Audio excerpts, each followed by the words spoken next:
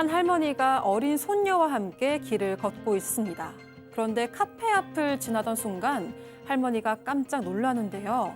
유리창 너머 한 여성이 남성과 손을 맞잡은 채 다정하게 대화를 나누고 있습니다. 그런데 그때 손녀가 갑자기 입가에 손가락을 가져다 대고는 쉿! 아무 말도 하지 말라는 신호인데요. 도대체 카페 안에 두 사람은 누구고 손녀는 왜 이런 행동을 하는 걸까요? 자, 실제 사연은 당사자 특정을 이유로 일부 각색했다는 말씀 먼저 드리고요. 한때는 내 딸처럼 아꼈던 사람과 이제는 원수가 됐다, 교수님. 네, 그렇습니다. 오늘의 제보자는 60대 여성입니다. 하나뿐인 아들이 2년 동안 투병을 하다가 얼마 전에 세상을 떠났습니다. 아들도 너무 그립고 속상하지만 혼자 남겨진 40대 며느리와 6살 손녀 때문에 더 속이 상하셨습니다. 그런데 아들 장례가 있을 때 이제 정말 슬픈 마음으로 장례식을 치르고 있는데 화장실에 갔다 오는데 빈소가 우리 아들 빈소 말고 다른 좀 빈 빈소에서 며느리의 목소리가 들리더래요. 그래서 왜 우리 며느리가 저기 있지? 좀 쉬고 있나? 라고 이제 들여다본 순간 깜짝 놀라셨습니다. 왜요? 며느리가 어떤 다른 남자랑 포옹을 하고 있는 거예요. 단순히 위로를 하고 있다고 하기에는 두 손을 맞잡고 있고 안겨 있었다고 합니다. 아들 빈소에서. 네, 그래서 사연자가 한참을 고민하다가 결국 빈소 밖에서 며느리를 불렀다고 합니다. 조용히 이름을 불렀는데 며느리가 태연하게 무슨 일이세요라고 물어봤고 이렇게 사연자는 아무 말 없이 며느리를 계속 쳐다봤다고 합니다. 며느리는 그제서야 안에 있는 사람은 사촌 오빠다. 외국에서 있다가 오늘 저 위로해 주려고 잠시 온 거다 이렇게 얘기를 했는데요. 또 남성도 잠깐 나와서 사연자에게 인사를 했는데 눈을 단 한 번도 마주치지 않고 고개만 푹 숙인 채 자리를 그냥 떠났다고 합니다. 뭐 일단은 사촌 네. 오빠라니까. 자, 그렇지만 이제 손녀도 챙겨야 되니까 이 집에 며느리 집에 자주 왔다 갔다 했었고요. 가보니까 아들의 물건의 흔적이 전혀 없습니다. 좀 서운할 수 있잖아요. 예.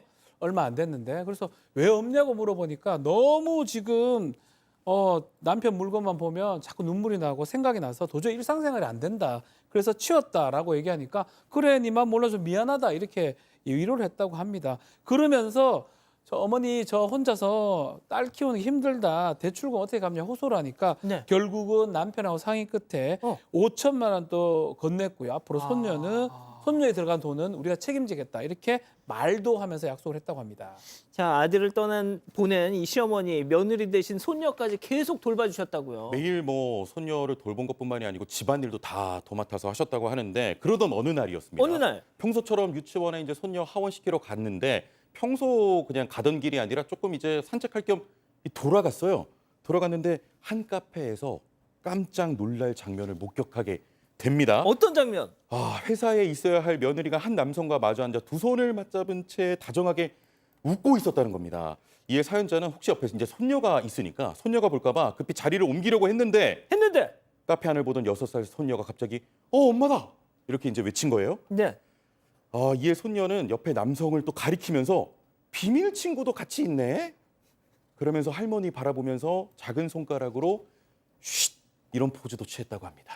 자, 손녀가 말한 이 비밀 친구는 대체 누굴까요? 자, 오늘은 박 변호사님께서 특별한 또 연기를 선보이실 것 같은데요. 천진난만 6살 손녀 역의 박 변호사님, 배신당한 시어머니 역의 박상희 교수, 별별극장 레디 액션입니다. 쉿쉿! 아유, 엄마랑 비밀 친구 만나는 거 절대 말하면 안 돼, 할머니. 뭐? 비밀 친구? 그게 뭔데? 그러니까 엄마가 말하지 말랐는데 나 말하면 혼난단 말이야, 할머니. 아니야. 할머니한테는 뭐든지 싫어! 얘기해도 돼. 저 아저씨를 예전에도 만난 적이 있어? 저번에 나랑 엄마랑 아저씨랑 놀이공원 갔는데 근데 아저씨는 비밀 친구라서 아빠한테는 말하지 말래. 아빠? 응. 그럼 아빠가 살아계실 때도 그렇지. 저 아저씨를 만나봤다는 얘기야? 그래. 근데 엄마가 아빠 절대로 말하지 말랬는데 할머니 비밀이야, 비밀. 지켜야 돼. 약속. 진드기. 진짜 박지훈 변호사님의 연기 폭이 이제 계속 넓어지는 것 같아요, 스펙트럼이. 자, 그런데 그게 중요한 게 아니고 입단속을 시켰다. 네, 이제 그제서야 이 사연자 머릿속에 모든 퍼즐들이 맞춰 나가지기 시작했다고 합니다. 아들의 장례식장에서 봤던 그 남성이 바로 그 며느리와 함께 카페에 있었던 그 남성과 똑같았던 인물이었는데요.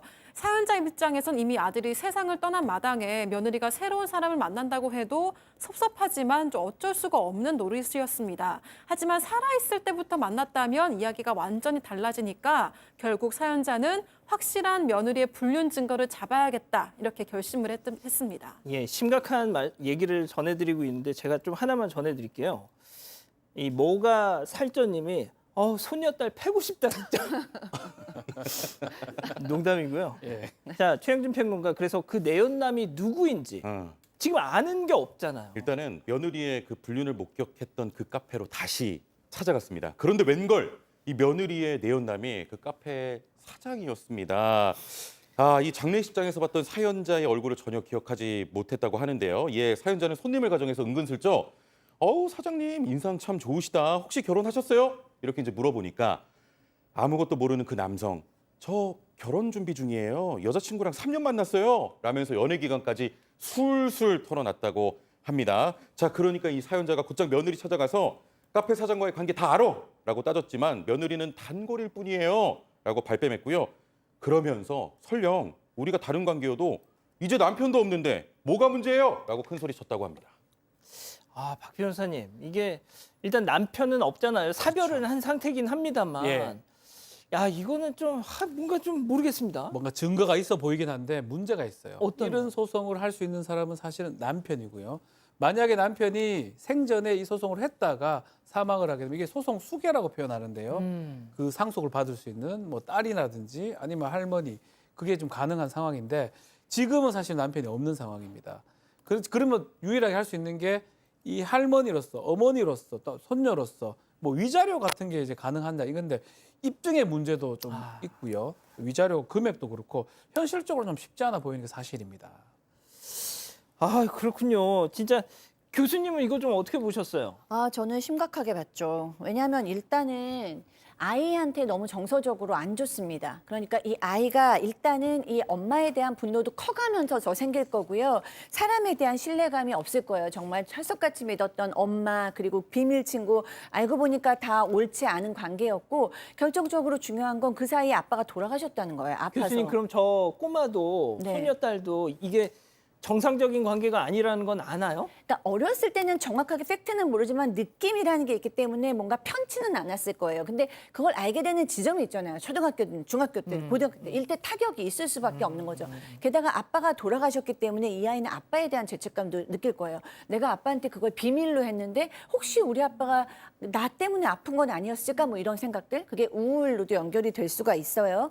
그러니까 아이한테는 정서적으로 정말 안 되는 행동을 하신 거고요. 사실은 저는 이 시어머니의 마음도 좀 심히 걱정스럽거든요. 왜냐하면 내 사랑하는 아들이 지금 세상을 떠난 지 며칠 안 되는 상황에서 얼마나 애도도 필요하고 슬픈데 거기에 이 며느리에 대한 분노나 충격을 받으셨잖아요. 예. 저는 정당한 충격이라고, 정당한 분노라고 생각하고 지금이라도 좀 아들을 뭐 위로하는 시간, 애도하는 시간, 충분히 본인을 위로하는 시간 충분히 좀 가셨으면 좋겠습니다. 자, 우리 가족 여러분들도 막 많이 분노하시네요. 네, 아희안님, 사연자 속이 어떠실까요? 라고 하셨고요. 웃고 있어도님, 딸까지 본인 연애에 이용했네요. 라고 하셨습니다. 미나님도 어떻게 저럴 수 있나요? 라고 하셨습니다.